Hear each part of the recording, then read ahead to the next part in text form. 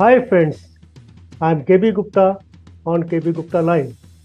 Friends, आज के इस एपिसोड में मैं आपकी मुलाकात एक एंटरप्रेन्योर से करवाने जा रहा हूँ।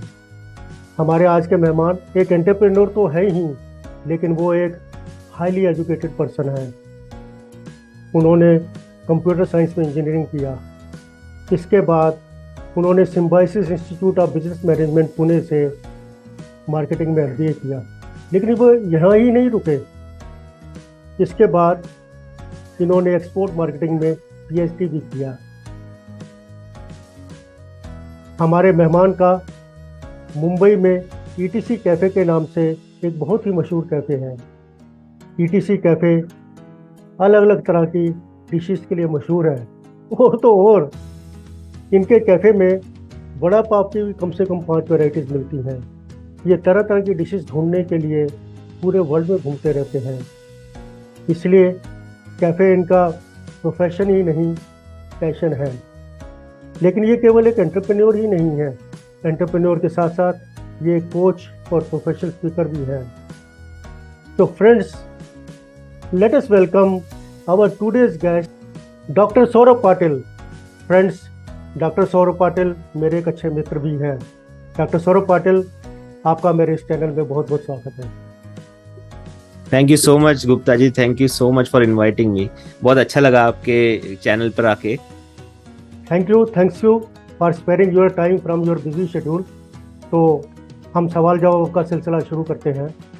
जी डॉक्टर सौरभ, आप केवल एक एंटरप्रेन्योर भी नहीं है, एक हाईली एजुकेटेड पर्सन है। आपने MBA भी किया और PhD भी की। इतनी बड़ी क्वालिफिकेशन लेने के बाद आपके मन में कोई सैलरी जॉब करने की इच्छा नहीं हुई थी। एक्चुअली मैंने जब MBA खत्म किया तो मुझे एंटरप्रेन्योर पहले से ही बनना था, इंजीनियरिंग से मेरे दिमाग में था। बट जैसे ही मैंने MBA खत्म किया, मेरे पिताजी ने मुझे कहा कि कुछ साल जॉब कर लो, क्योंकि तुम्हें कुछ एक अलग एक्सपीरियंस आएगा कॉर्पोरेट लाइफ का, वर्क कल्चर और बहुत सारी चीज़ें समझ में आएंगी। तो इसके लिए फिर MBA के बाद मैंने जॉब पकड़ा। इनफैक्ट मुझे कैंपस से ही प्लेसमेंट मिला, तो मुझे डायरेक्टली अफ्रीका डिपोर्ट कर दिया गया था। तो वहाँ पे मैंने 6-8 महीने अफ्रीका में बिताए एक कंपनी के लिए, इंटरनेशनल सेल्स में। ये इलेक्ट्रिकल टावर्स और ये सब वी वर सेलिंग। तो उसके बाद नेपाल था, मैं वो एक 1.5 ईयर वहाँ पे आई वॉज इनटू टेलीकॉम। तो बाद में बॉम्बे आया 2013 में। एंड ऐसे अराउंड 2011 से 2015 तक मैं जॉब में ही था। एंड मुझे अलग अलग तरह के एक्सपीरियंस आए। इंडिया के बाहर कैसे काम होता है, how is the corporate culture, India में कॉर्पोरेट कल्चर कैसा होता है, अलग अलग इंडस्ट्रीज कैसे काम करती है, एक्सपोर्ट, इलेक्ट्रिकल, टेलीकॉम। तो अलग अलग जगह पे अलग अलग एक्सपीरियंस लेके एक 2015 तक मैंने एक एक्सपीरियंस लिया जॉब का। उसके बाद एंटरप्रेन्योर जर्नी चालू की मैंने अपनी। तो इसका मतलब एंटरप्रेन्योर तो आप शुरू से ही बनना चाहते थे, लेकिन एक एक्सपीरियंस लेने के लिए आपने सैलरी जॉब किया। सो जी आई जी। So I really appreciate doctor Saurabh, क्योंकि आज के ज़माने में मैंने देखा है कि जॉब सिक्योरिटी के लिए लोग सैलरी जॉब में जाना चाहते हैं। जबकि MBA में कई MBA स्टूडेंट से मिला हूँ, और जब भी मैंने उनसे बात की है और उनसे पूछा है कि आप एंटरप्रेन्योर बनना चाहते हैं, तो बोलते हैं कि हमें एक अच्छा प्लेसमेंट चाहिए।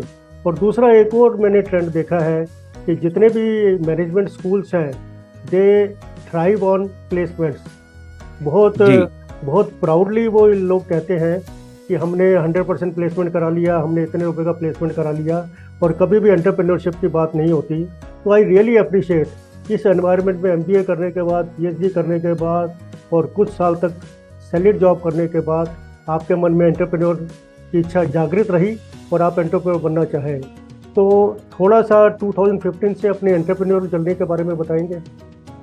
ओके। सो कैसे हुआ कि जैसे मैंने बताया, मेरे एंटरप्रेन्योर पहले से ही बनना था। मैं उसका बैकग्राउंड बताता हूँ कि एक इंजीनियरिंग में 2008 2009 2010 में इंजीनियरिंग में मैंने एक टेली कंपनी में इंटर्नशिप की बॉम्बे में।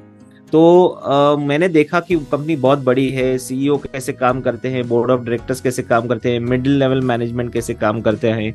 तो वो सब देखने के बाद एक अलग ही फीलिंग आई। एंड वही टाइम था जब वो एक एंटरप्रेन्योर का एक स्पार्क जाग गया मन में कि मेरी भी ऐसी कंपनी होगी, मैं भी ऐसे काम करूंगा, अलग अलग जगह जाऊंगा, I will have people under मी, और एक कुछ अलग करूंगा जिससे सोसाइटी के लिए अच्छा होगा, एम्प्लॉयमेंट होगा, कुछ नया बिजनेस जनरेट करूंगा।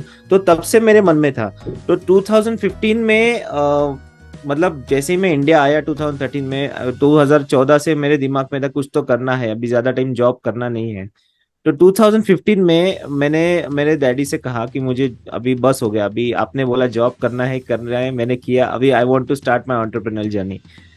तो तभी because my family is full of doctors, my family is into medical, hospital, सब डॉक्टर्स हैं, तो उन्होंने कहा कि do something that is allied to the family. तो तभी मैंने मेडिकल इक्विपमेंट का बिजनेस शुरू किया मेरे एक कजिन के साथ, who is a biomedical engineer. उनके पास 15 साल का एक्सपीरियंस था। तो हमने साथ में 2015 में मेडिकल इक्विपमेंट की कंपनी चालू की। फिर वो चालू की, देन 2019 तक किया हमने। हम लोग इम्पोर्टेड इक्विपमेंट सप्लाई करते थे प्राइवेट एंड गवर्नमेंट हॉस्पिटल्स को। एंड 2019 में we had to part ways, हम दोनों अलग हो गए। एंड 2020 से मेरा और एक एंटरप्रेन्योर जर्नी चालू हुआ, जो था मेरा cafe, cafe ETC. And then अभी we am focusing mostly on my cafe only, cafe ETC. तो ये एक हेल्थ बिजनेस से कैफ़े के बिजनेस में आने का जो ट्रांसफॉर्मेशन है, और वो ट्रांसफॉर्मेशन आपके मन में कैसे आया, और what were the triggers to start a cafe? So cafe मेरे दिमाग में 2012 से था, क्योंकि मैं I was travelling the world, Africa में सब जगह घूमता था मैं। काफ़ी बार मेरे पास ऑफिस नहीं था, तो मैं काफ़ी बार लैपटॉप लेके कैफेज, कॉफ़ी शॉप से काम करता था, मीटिंग्स लेता था। 2012 में भी जब मैं नेपाल में था, तो वहाँ पे भी काफ़ी जगह पे मैं ट्रैवल करता था, तो कैफे में था, मेरी मीटिंग्स होती थी कस्टमर्स का। तो एक आई वॉज अ फूडी, बचपन से मुझे नए नए कुजीन्स ट्राई करने का शौक था। एंड मैं काफ़ी किचन में भी काफ़ी बार कुछ नया नया बनाता रहता था। तो ये ट्रैवलिंग, ये कैफेज, देन फूडी होना, दिस ऑल केम टुगेदर। तो 2000 आई थिंक 12-13 से ही मुझे वो मन में था कि मेरा खुद का कैफे हो, होटल हो। तब से मेरे मन में इच्छा थी, लेकिन फिर I did not way to start. तो 2015 में जब medical equipment just by fluke हमने चालू किया, we did good for 2-3 years. 2019 में me and my partner had a fall out, हम लोग अलग हो गए। तो मेरा जो एक बचपन का दोस्त है, वो भी मेरे मतलब he was into merchant navy, तो उसने मुझे कहा कि क्योंकि उसकी भी इच्छा थी, वो भी पहले से कैफे के बिजनेस में आना चाहता था, वो भी फूडी था, वो भी काफ़ी चीज़ें खुद बनाता था, अलग अलग कुजीन ट्राई करता था। तो बोला यार अब शुरू करते हैं, हम लोग काफ़ी साल से यही सोच रहे, करना है, तो शुरू करते हैं। तो लकीली जैसे हमने सोचा, we still didn't have any direction कहाँ कैसे करना है, क्योंकि हम लोग होटल मैनेजमेंट का बैकग्राउंड नहीं था। तो एक मेरा और एक हम लोग का एक कॉमन फ्रेंड है, बचपन का दोस्त, वो शेफ है, वो इस इंडस्ट्री में 15 साल से है। तो आया कि अगर तुमको शुरू करना है तो मुझे भी इच्छा है, मैं भी चालू हो जाता हूँ, हम लोग साथ में पार्टनरशिप में करेंगे। और वो एक कॉफी शॉप में ही बैठ के ये कॉन्वर्सेशन हो रहा था, and that conversation turned into business. फिर उसने पूरा मेनू वगैरह बनाया, बिकॉज वो शेफ था, हमने पूरा जगह ढूंढी, पार्टनरशिप बनाई, जगह ढूंढी, एवरीथिंग। एंड 2019 में जैसे हमने जगह मिली, हमने चालू कर दिया। We did not think. तो यू स्टार्टेड इन 2019? हाँ, 19 में हमने जगह ली and we started with the interior वगैरह सब। बट बाय द टाइम हमारा इंटीरियर वगैरह हो गया, इन्वेस्टमेंट हो गया, लाइसेंसेस निकालने की बारी आई, लॉकडाउन चालू हो गया। सो मैं वही पूछने वाला था कि आपका टाइमिंग बहुत ख़राब थी, 2020 में कोरोना आ गया और आपने बहुत सी मुश्किलें फेस की होंगी। तो मैं जानना चाहता हूँ कि क्या क्या मुश्किलें आपने फेस की और उनसे आप कैसे बाहर निकले। सो पहले तो जैसे ही लॉकडाउन चालू हो गया, 6 महीना हम लोग तो वी वर पेइंग रेंट, जो हमारे जेब से जा रहा था। जो कैफे के इंटीरियर में जगह में जो इन्वेस्ट किया था, वो ऑलरेडी पैसा जा चुका था। तो आप बोल सकते हैं ऑलमोस्ट एक 10-12 लैक्स तो हम लोग में ऐसे ही जा चुके थे। बट हम लोग यही सोच रहे थे कि कब चालू हो जाए, कि हमारा पैसा रिकवर हो जाए। और हुआ क्या था कि हम दोनों ने हमारी जो सेविंग्स थी वो हम दोनों ने डाल दी, बिना सोचे समझे, ना किसी से हेल्प लिया, ना इन्वेस्टमेंट लिया। तो we were very worried, but luckily June July में जैसे ही गवर्नमेंट ऑफिसेज ओपन हुए, तो हमने फटाक से immediately we just jumped and we ने फटाफट लाइसेंस निकाल लिए एंड वी स्टार्टेड इन 2020। फिर भी अगस्त 2020 से जब हमने चालू किया, भी हमने बहुत सारे चैलेंजेस आए। देखो कैसे है ना, कैसा है कि retail business is very demanding unlike other business. यहाँ पे वेरी ट्रू। आपका वक्त वक्त बहुत चाहिए, आपका अटेंशन बहुत चाहिए, क्योंकि यहाँ पे चैलेंजेस ऐसे होते हैं कि आपका एट्रिशन बहुत हाई रहता है। स्टाफ ये सेगमेंट में छोड़ के जाता है, नया आता है छोड़ के जाता है, यहाँ पे टिकता नहीं है। दूसरी चीज, हमने कोविड में चालू किया तो बहुत सारे लोग तभी डरे हुए थे, तो बाहर निकलने के लिए डर रहे थे, तो कैसे आए। तो क्राउड पूल करने के लिए हमें थोड़ा वक्त लगा, सोशल मीडिया वगैरह ये सब, एंड वो सोशल डिस्टेंसिंग मेंटेन करना था। इवन कैफेज में तभी गवर्नमेंट के नॉर्म्स थे, तो वो भी एक था, क्योंकि बहुत सारे लोगों को एक साथ कैफे आना था, खाना था, बिकॉज 6 महीना की एवरीबडी वाज होम, तो सबको वो टेस्ट करना था, तो वो क्राउड को संभालना। दूसरी चीज, बिकॉज कोविड था, बहुत सारे सप्लाई चेन लॉजिस्टिक्स इश्यूज थे, वेंडर से कभी कभी माल नहीं आता था, इन्वेंट्री कभी इन्वेंट्री पाइलअप हो जाती थी बिकॉज बिजनेस नहीं होता था, कभी इन्वेंट्री होती नहीं थी, हफ्ता हफ्ता तक माल नहीं होता था, इंग्रेडिएंट्स का प्रॉब्लम हो जाता था, एक सप्लायर कोई ना कोई डिस्ट्रीब्यूटर बंद हो जाता था, शट डाउन कर देता था, बिजनेस बैंकरप्ट हो जाता था, फिर किसी और को ढूंढो। तो हम यहाँ वहाँ, मैं और मेरे 2-3 पार्टनर, हम यहाँ वहाँ ढूंढते रहते थे। प्लस हम लोग स्टार्टिंग में हम सब ने 12-12 घंटे दिए थे कैफे में, हम लोग फुल टाइम खड़े रहते थे किचन में। मैं बहुत बार ऑलमोस्ट 10-10-11 घंटे खड़ा था, माय सो गॉड। दैट कि वो dishes were going properly, the plating, जो आपका सर्विंग्स प्रॉपरली हो, कुछ इश्यू ना हो। प्लस इसके बाद और भी चैलेंजेस आए, जैसे अगर आप थोड़ा भी स्टाफ पे या कुछ छोड़ते हो initially, there were lot of leakages in terms of food, कहीं गायब हो जाता है, there is some other issues, जैसे आपका इन्वेंट्री सडनली गायब हो जाता है, कहीं लीक ये हो गया, मिसप्लेस हो गया, कुछ भी हो गया। तो हर चीज को आपको बारीक नजर से देखना पड़ता है रिटेल इंडस्ट्री में।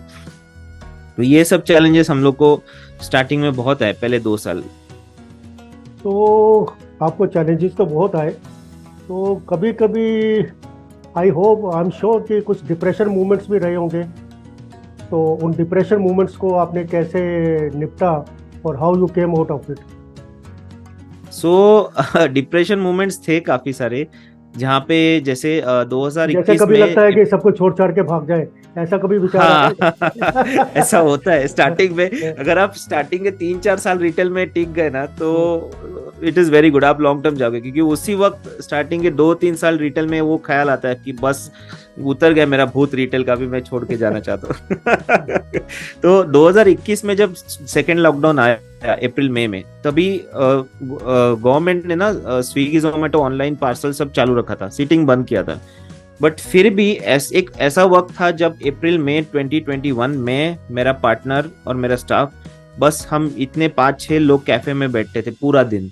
और कैफे में तो जाने दीजिए, बट रोड पे ना कोई बंदा, ना कोई कोई भी नहीं, एक चींटी तक नहीं दिखती थी। ऐसे 2 महीने हम लोग ने पूरा पूरा दिन निकाले with only overheads and complete losses. और उस वक्त ऐसा लग रहा था जैसे बंद करके बेच के चले जाए, क्योंकि एक कस्टमर नहीं आता था, महीने महीने तक एक कस्टमर नहीं आता। हम लोग खोल के बैठ जाते कि स्विगी से ऑर्डर है, जोमेटो से ऑर्डर है, या कोई ऑनलाइन पार्सल कॉल करके पार्सल लेके जाए, कोई भी नहीं। तो वो एक वक्त था जब हम लोग को लिटरली डिप्रेशन हुआ, ऐसा लगा कि बंद करके चले जाते हैं। बट समहाउ हमें पता था कि हम we had put our hard earn money, हमारे पास इन्वेस्टमेंट नहीं थी, हमने जो सैलरी जॉब से जो कमाया था वो पूरा डाल दिया था। मतलब अगर अभी छोड़ देंगे तो वो इतने साल की मेहनत की कमाई पूरी वेस्ट जाएगी। तो somewhere that was a motivation कि नहीं, हमें चलाना है। तो और हम एक दूसरे को संभाल लेते थे, जब एक दूसरा कोई डिप्रेस हो जाता था तो हम दोनों सब एक दूसरे को संभाल लेते थे, मोटिवेशन देते थे। इनफैक्ट हमारे घर वालों ने भी हमें काफी मोटिवेशन दिया कि नहीं, हैंग ऑन, हो जाएगा, ठीक हो जाएगा, थोड़ा संभालो। तो ये सब फैक्टर्स थे, तो we kept going during that phase. Very good, I really appreciate your spirit, motivation and inspiration.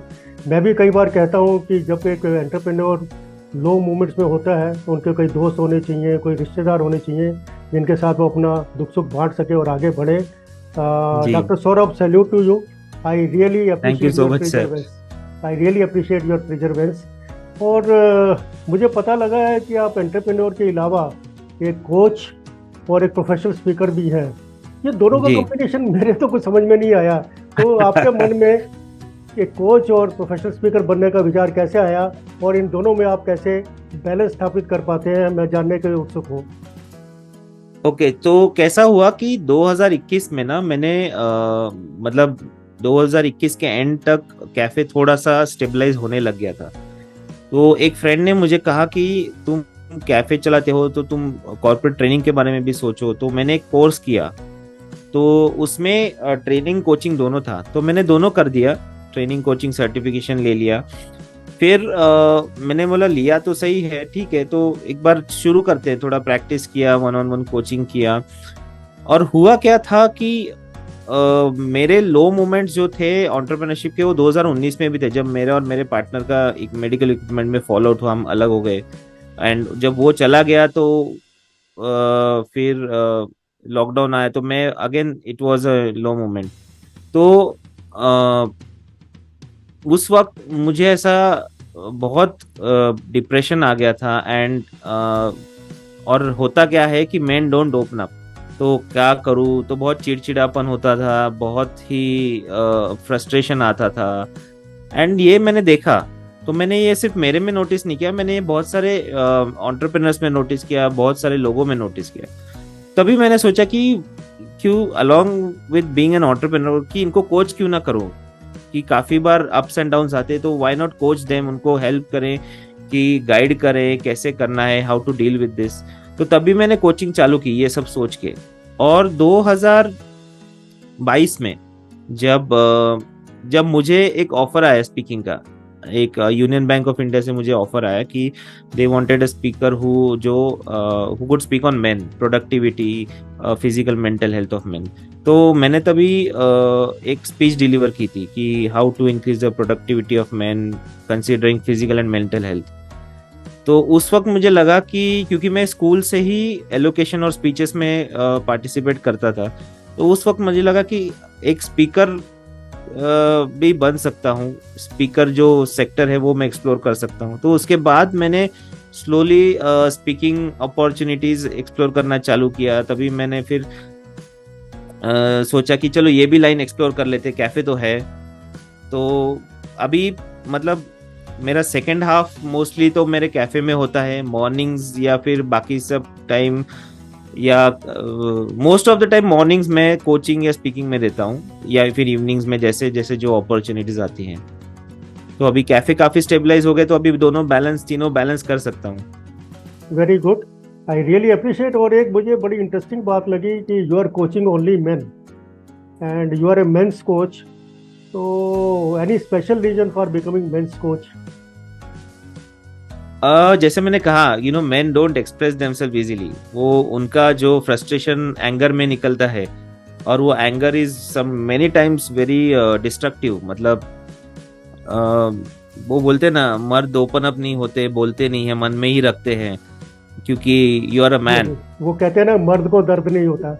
मर्द को दर्द नहीं होता, तो वो एक्चुअली वो थोड़ा सा ये हो जाता है, ऑफ ट्रैक गलत हो जाता है। क्योंकि दर्द तो होता है, लेकिन हमें दर्द एक्सप्रेस करना आता नहीं है, और लेकिन वो उसकी वजह से दर्द बहुत तो होता है, लेकिन वो दर्द को छुपाता है।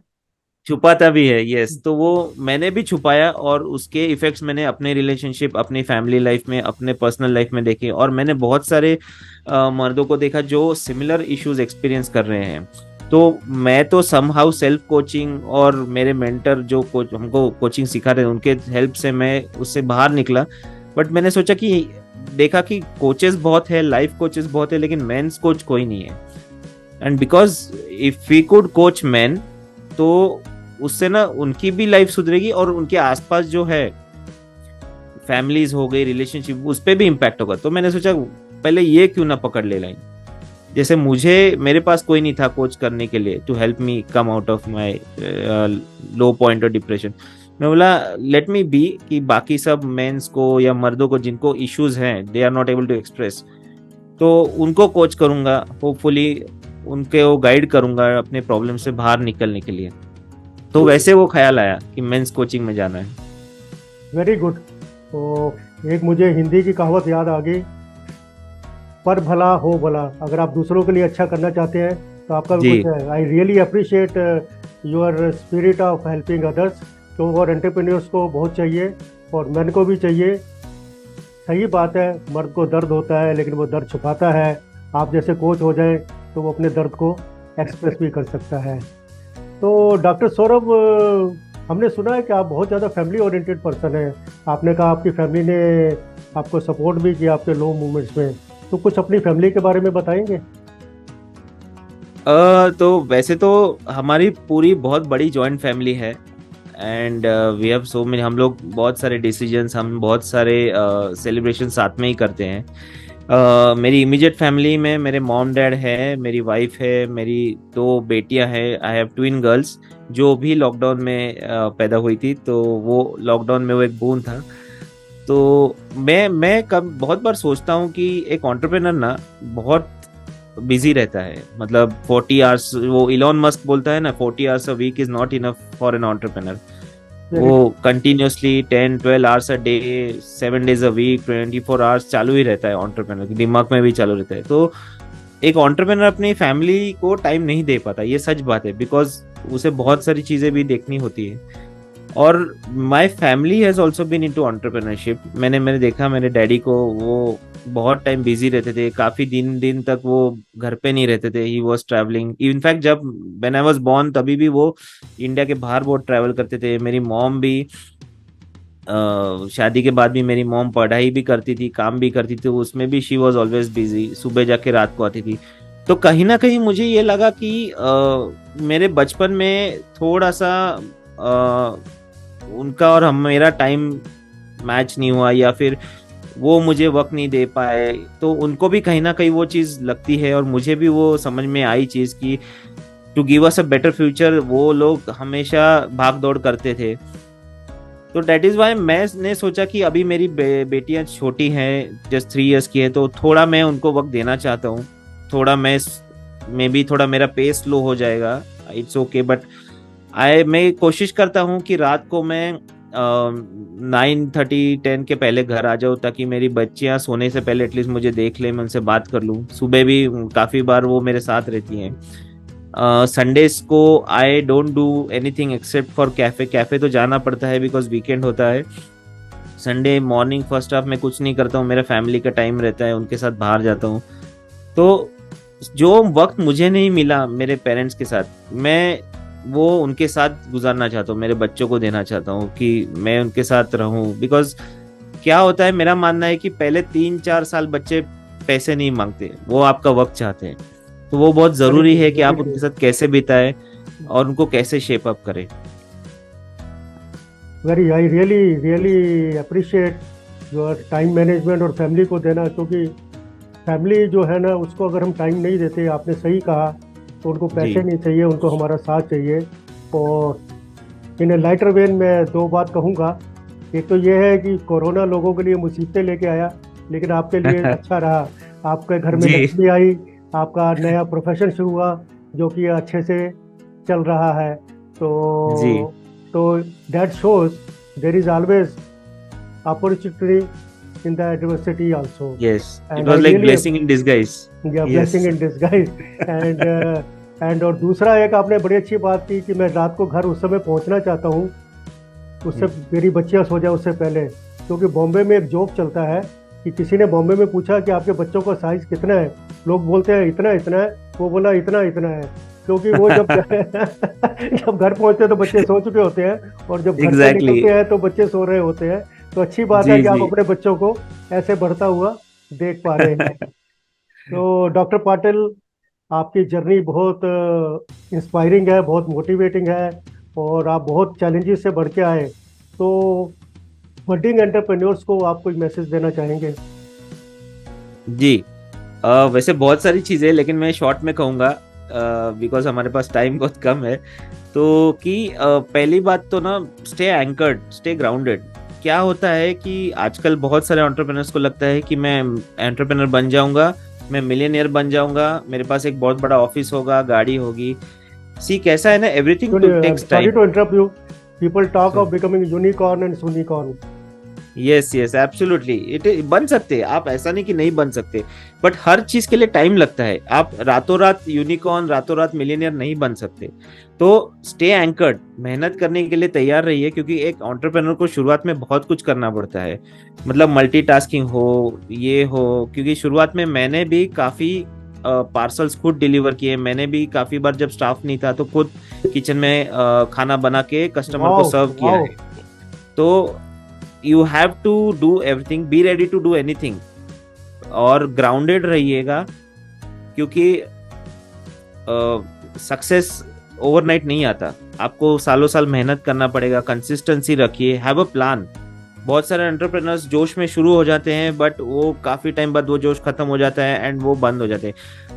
Almost in every segment 9 out of 10 entrepreneurs just vanish, खत्म हो जाते हैं, और एक ही है जो टिकता है, कंसिस्टेंसी रखता है। तो कंसिस्टेंसी रखिए और स्टार्ट अर्ली। बहुत सारे एंटरप्रेन्योर्स प्रोक्रास्टिनेशन में वक्त गंवा देते हैं। शुरू कीजिए, take one step at a time, और प्लान कीजिए, हैव अ विजन, कहाँ आपका गोल है, long term short term goals, और मेक श्योर कि आपके छोटे छोटे माइलस्टोन्स हो जो आप अचीव करेंगे ना, तो आपको खुद को मोटिवेशन आएगा कि हाँ मैंने ये किया, मैंने वो किया। एक साथ जंप करेंगे, एक साथ सोचेंगे कि मैं एक साल में मिलियनियर बन जाऊंगा, मेरे पास बड़ा ऑफिस होगा, ऐसा नहीं होता है। सबको टाइम लगाता है। Everybody has their own time. किसी से कंपेयर मत कीजिए कि वो रातों रात बन गया, मैं नहीं बना। हर एक का टाइम होता है। कोई 60 इयर्स के इसमें मिलियनियर बना, कोई 25 इयर्स में मिलियनियर बना। तो हर एक का टाइम होता है। आप मेहनत कीजिए, कंसिस्टेंसी और परसिवरेंस रखिए, सक्सेस आपको मिल जाएगी। Just stay grounded and keep your head down and मेहनत करते रहिए। बहुत को डॉक्टर सौरभ, आपने बिल्कुल सच्ची बात कही है, क्योंकि कंसिस्टेंसी नहीं होगी तो आपको कभी सक्सेस जी नहीं मिलेगी। तो जी मैं आपके रेस्टोरेंट में एक बार तो जा चुका हूँ, आई एम हाईली इम्प्रेस्ड। मेरी इच्छा होती है बार बार जाऊँ। मैं अपने दर्शकों को भी कहना चाहूँगा कि वो जो बॉम्बे में है वो जरूर जाए। वो शायद मुलुंड में आपका कैफे, जी जी, मुलुंड में है। मुलुंड में कैफे है, आप जरूर जाइए। और अगर आप बॉम्बे घूमने के लिए आ रहे हैं तो इनके कैफे में ज़रूर जाइए। वड़ा पाव मेरी फेवरेट डिश है और बहुत सी वैरायटीज़ मिलती हैं, तो इसलिए मैं हमेशा वो रहता हूँ। तो thanks a lot doctor Saurabh, आपने समय निकाला और आप मेरे शो में आए। तो as a matter of gratitude और मोमेंटो, मैं जो भी मेरे गेस्ट होते हैं उनको अपनी book you can become an entrepreneur as a gift देता हूँ। तो ये भी मैं थैंक यू आपको सो मच। कोरियर से भेज दूंगा। लेकिन जी जी मुझे थोड़ा सा वो लग रहा है कि मैंने जो जो बातें इस बुक में लिखी हैं वो सारी बातें आपको आती है, लेकिन फिर भी शायद 5-10% चीज़ें आपके काम में आ जाए।